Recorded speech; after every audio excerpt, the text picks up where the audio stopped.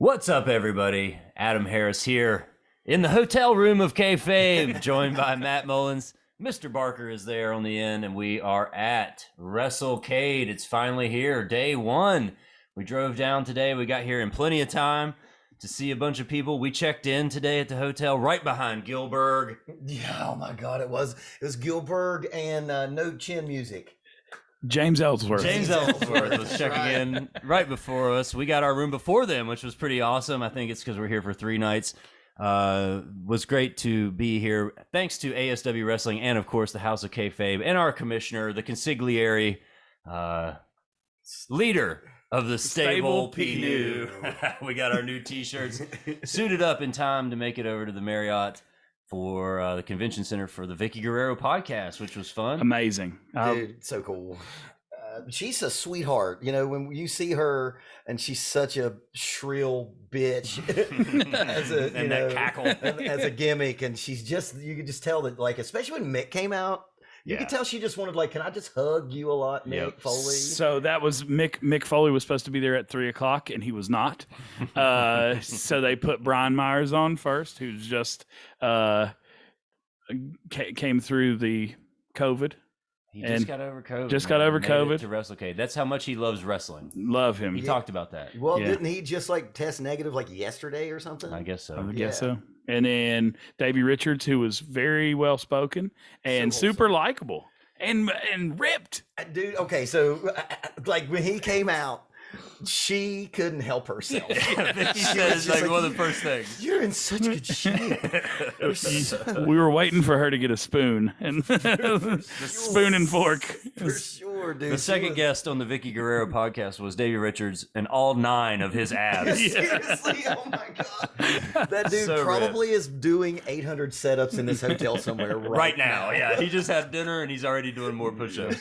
But he was very personable, right? Like we were all surprised at how personable Davey Richards was. Because he's not known for talking too much, you know. He's stiff on the mic. I'm a Ring of Honor mark as much as anyone, and I've loved him. But one of the things, you know, he had that Daniel Bryan thing going on. You know, he's a fucking super match machine, but he's not great on the mic. But if he could, but the thing is, he's so wholesome. You know, he told us about he was a fireman.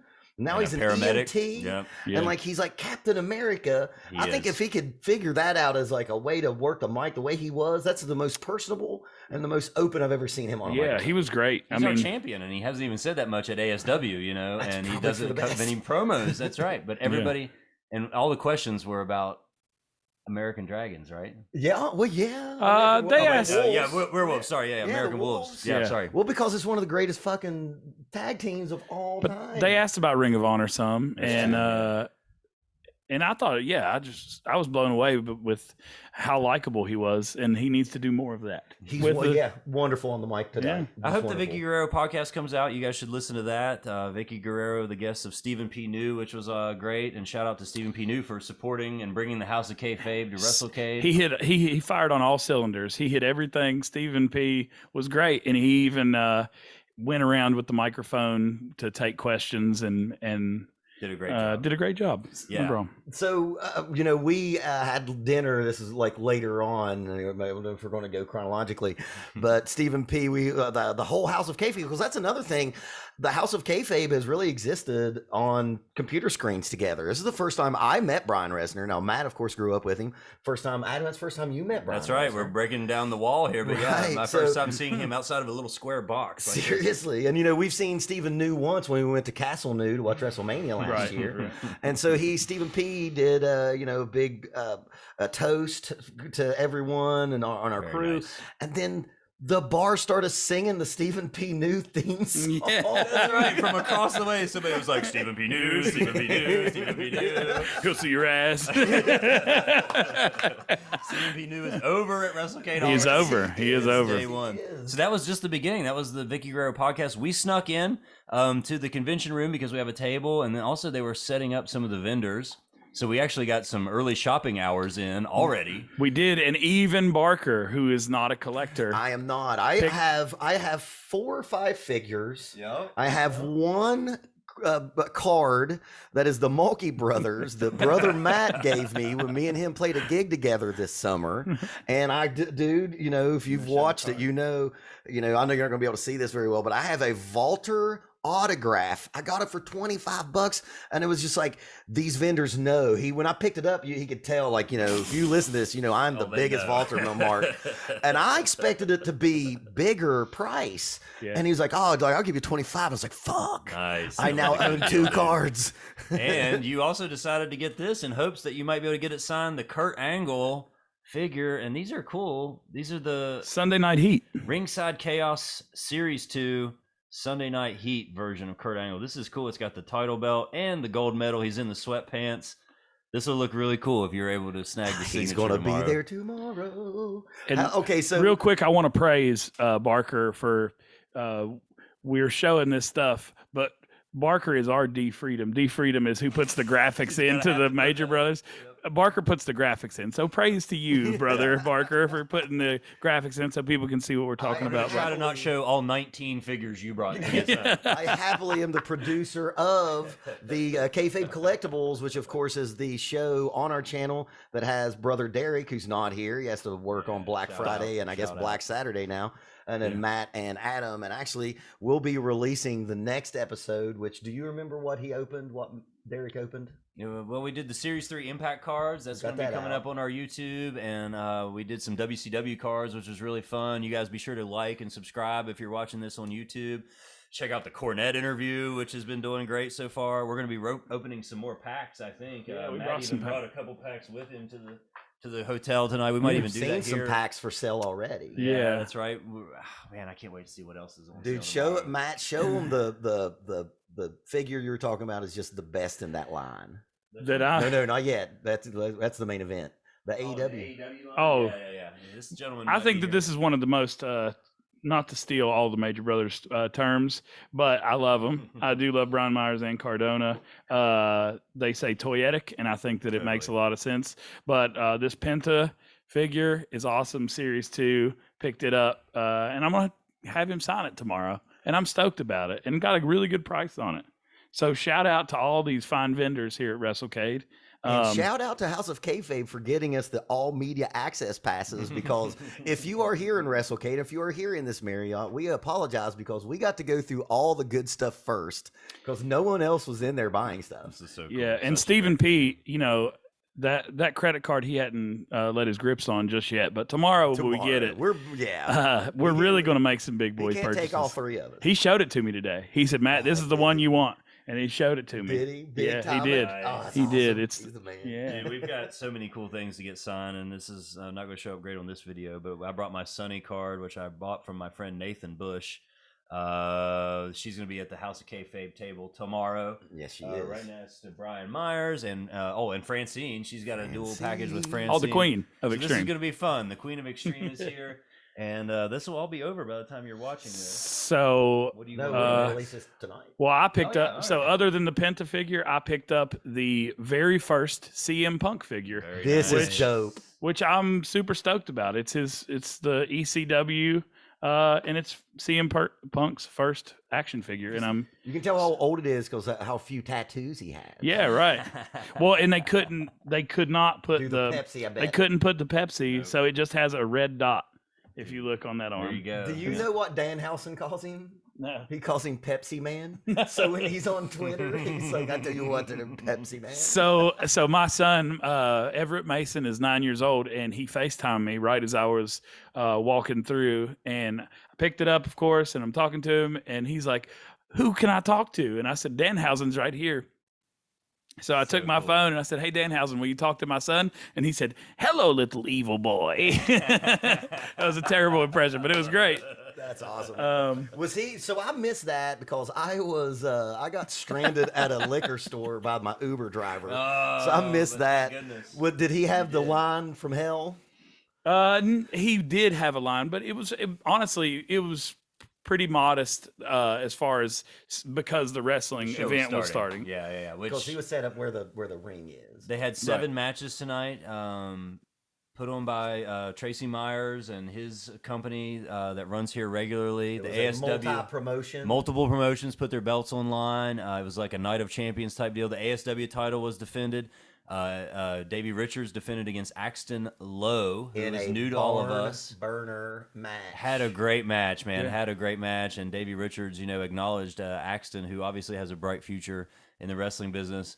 But gosh, I gotta say, like, were all charmed with the opportunity to get to see Jordan Grace live and in person. Jordan Grace is very talented. She's a very talented young lady. Easy on the eyes, but like on another level of performer. Totally. She's ready. She outclassed those other two ladies were very good. Yeah, it was very obvious how far she stood above. She's so strong, and she needs to push to the moon. And I don't know. Needs her now. I mean, I think she's doing great in Impact. She's great on their path now. But man, she was awesome. She was the highlight, unique. I think. Yeah, you can't compare her to anyone else because she's not like China either. It's true. When you think of just like buffed out strong women, or even Beth Phoenix. True. She's different from those other two kind of powerhouses. But yet you see a little bit of each of those things when you see her wrestle. Right. And I didn't know that the Muscle Buster was her finisher. She does Samoa Joe's finisher. She's Thick Mama Pump, baby. Dude, I love her. I am a nod to so many great things that I love about the wrestling business. It was the most markish that we've been so far, and we've seen all of us were holding each other like at certain points, like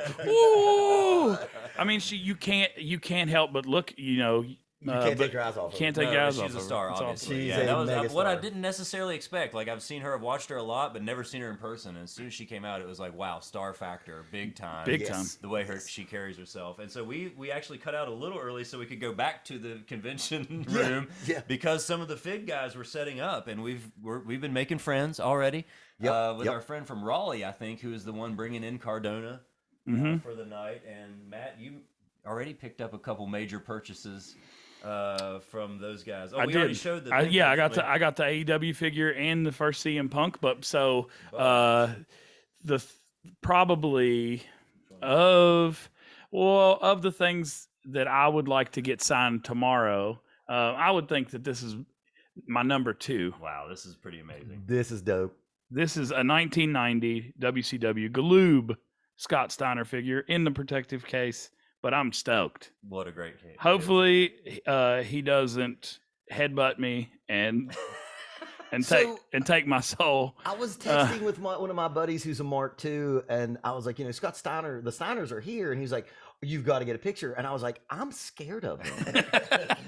The one guy said, what do you think he'll do if I bring this figure to have him sign? I'm like, well, are you scared of him? Yes. He said, I'm legitimately scared of the Steiner brothers. And then we all had these, man. These are such legendary figures. I can't believe you have this on card. Now, for me, the non-fig guy, this is kind of like a smaller LJN version of like a WCW. Right, it's not LJN. No articulation. It's not LJN. Yeah, it's made by Galoob, who they were trying to get, if you've seen the Toys That Made Us, they were trying to get the WWE license, and they ended up getting with WCW, and then later they started doing the ECW figures. And what made those? Well, that was the San Francisco Toy Makers. Yeah, original San Francisco. So with what made those Galoobs so cool at the time was they're in scale with our Hasbros. So you could have the crossover. You could have the Steiner brothers face the Legion of Doom. Or Demolition. And the Nasties, And so that's what made those so cool. And we all had them.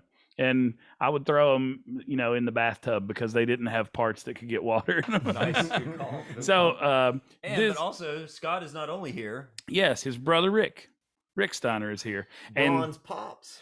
And Braun Breaker's dad. Braun Breaker's papa. And so this promo, Rick came to an event at the Cole Auto Dealership in Bluefield. And my roommate at the time was a local news anchor, and he saw Rick Steiner kind of packing up right at the last few minutes of his appearance, and he ran over to him and said, "Hey man, my roommate's a huge wrestling fan. Can I please get one of your pictures signed?" And Rick just kind of hurriedly grabbed this photo and never signed it. But this is the WCW actual promo picture, and I'm going to get him to sign it because it's been long overdue. I need dog face grim. That's right. So we've got some stuff. We got some awesome stuff to get signed. My number one, though. Yeah, we got to do this. This is the main event here. This is my WCW Original San Francisco Toy Makers Sting Series 2 Pink Tights. Surfer Sting. Got to get it signed. Stang, baby. Stang. Did you see the price tag on it? Adam, are you old enough? Oh, Adam knows Hills. Oh, I remember Hills Department Store is where that came That's from. right, man. Yeah, man. Any figure on card goes up 10% in value if it has a Hills sticker for me. So one of the things that we also glossed over is, the House of Kayfabe again, because this is the first time that most of us have been. Also, shout out to Rich Quick and Derek Jones. We wish you both to be here. Like, man, Derek Jones, if you're watching this, I will be on the lookout for something cool. Like, I asked Derek, I was like, is there anything you look for? He's like, you kind of know what's up. He's like, if you see something, just buy it and I'll give you money. I was like, okay. And can we shout out Beauregard? We listened to the New Jack promo on our way down here because it's so good. You guys look that up. Beauregard. If you're a fan of us, and I know we're new on YouTube, and we got our first clips up from our first flagship that we've released, and we'll be releasing new stuff later on. But if you haven't watched the Lucius Beauregard Kayfabe Theater to get paid, so good. It's one of the best things that we produce as a podcast. It's phenomenal. It's a really intelligent idea, and Rich is a very incredible performer. Wonderful. So yes, theatrical. Yeah. But we all had dinner together. And, we're there on Stephen P. News Dime, Stephen P. And if we didn't know, the thing is, Molly didn't know that he was paying. I was like, dang, we should have got steak, Because I saw Reg, Brother Resner and his old lady, and they were bringing steak. I was like, fuck, Stephen News paying for this. We'll get him tomorrow. I got a chicken sandwich. It was still good. So me and Adam and Molly sat down, and we looked to our right, Matt's left. Right. And Sergeant Slaughter's just eating right beside of us, just right here. There. And it's so you don't want to stare, but it's so hard. I watched you when you were 9. I had your G.I. Joe. Yeah. Do you know what that chin looks like eating croutons? The match made in hell. I kept looking over just to make sure he was there doing cool, and I tried to be leaving him alone, but I just kept looking over like, wow, Sergeant Slaughter's right there. So let's see, we saw JTG while we were at dinner. Yeah, James Storm was right there. Holding court. James Storm was holding court. Yeah, of course he was. When we were at the matches, I went out to get an adult beverage and rolled by Ron Simmons. Yeah. And I'm telling you, Ron Simmons is huge. Advanced in age. He's scary. He's big. Wow. That's why he was one of the greatest wrestlers of all time. He's just such an and he's there with a group of people around him, and he just stood out. Wow. Yeah. You know what I mean? I think there was a lot of other indie wrestlers around him. I was like, fuck, look at this Ron Simmons, beautiful man. We got to see Matt Cardona and Swoggle while we were going out. Going out to the car. That was neat. Got to see Gallows. I didn't see him. Carl Anderson was there. We saw Gary Dameron looking like Scott D'Amore. I don't know if it was a shoot or not, but allegedly people were asking if he was Scott D'Amore. He does look like Scott. I told him he should go stand by the Good Brothers and make some money, man. Sign some 8x10s. That's awesome. We also brought a couple of things. You said Stang, which is so funny because Heath is such a huge Sting fan and collector. Or as Larry Zbyszko would call him, Stink. Because Larry Zbyszko is terrible. So you got the new micro brawler. That I bought you one as well. You're the man. Hey, man. Yes. And Gifts. But I brought this because a friend of mine gifted it to me, and Heath reached out and said he needed this micro brawler of Stang, and so I hope I get a chance to give it hand it over to Heath tomorrow. So that'll be really cool. That's great. Yeah, I'm looking forward to seeing Heath tomorrow. I think the one auto I'm going to try to get has got to be Deanna Purrazzo. That's the one. If I get anything tomorrow, that's what my question was. I think that's what I'm going to do. I brought a bunch of cards.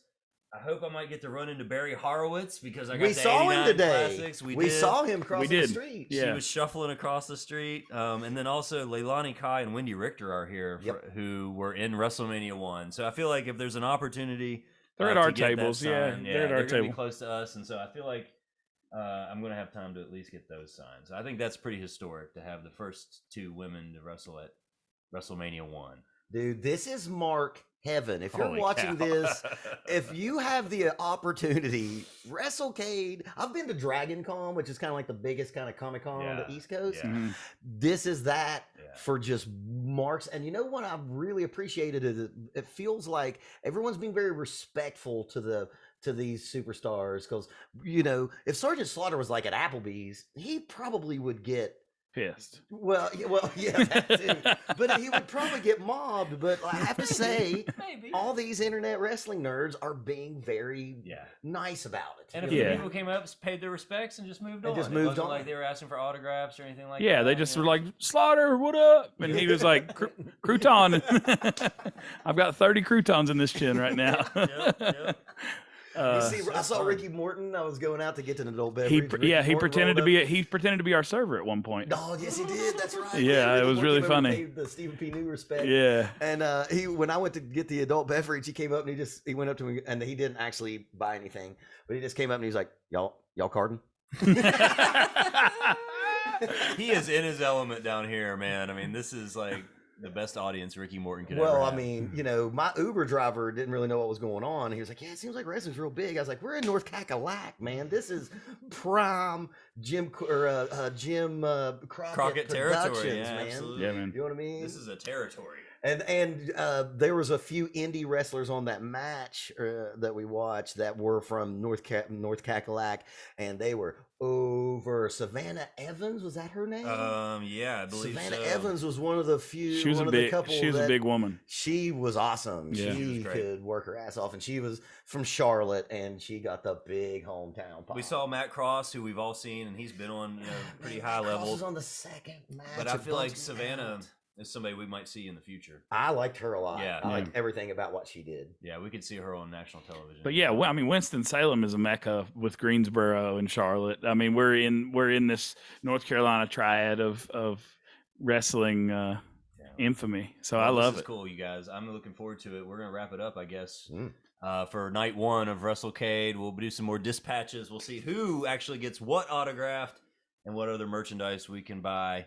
And we will see who goes home the brokest. Because here's the thing. Let's hope we can get gas to go home. I am not collectible karma is what we need. We're going to be setting up a GoFundMe to get the House of Kayfabe back home, or we're going to really have to roll Stephen P. New for one of those fucking credit cards. Because man, I'm not a collector, and it's by design because I have a lot of things that I collect: comic books. I'm a woodworker and a drummer, and the last thing I need is more shit to buy. And you motherfuckers, with your all's enthusiasm and showing me like how cool it is. And I have to say, to get into like a new hobby like that, to be around you cats and so much. We were going through racks of shit, and Matt Mullins knows everything. And the more I was like, fuck, I'm gonna buy that Kurt Angle. I'm probably and then it was like, I can't leave here without a Ric Flair. Picked it up, dude. You picked it up, like sold, man. Sold. The price was right. Yeah, Kurt Angle is on my Mount Rushmore. And there's things here, and that's another reason to come to Wrestlecade is there's stuff that you would never think that you would see here. Yeah. We saw so many NWA VHS tapes, and oh, dude, that guy! If it wasn't $37, awesome. I'd have pulled the plug on it. Because we both definitely rented that exact tape. '86, Night of the Skywalkers. Really he wanted $37 for that VCR, and I don't even have a VCR, but I kind of want that thing. At this I point, can remember Blockbuster calling me and telling me that my bill was intense. I could have bought the tape 100 times over. All right, so let's see if we actually pull the trigger. Yes. On Starcade 86 tomorrow. Yes, sir. And many other collectibles. Be sure to like and subscribe and check out our past videos, man. We opened some cool cards. We've got a Jim Cornette interview, Nick Aldis. Check out the House of Kayfabe live from the Hotel of Kayfabe at Wrestlecade 2021. We'll see you next time. Yeah.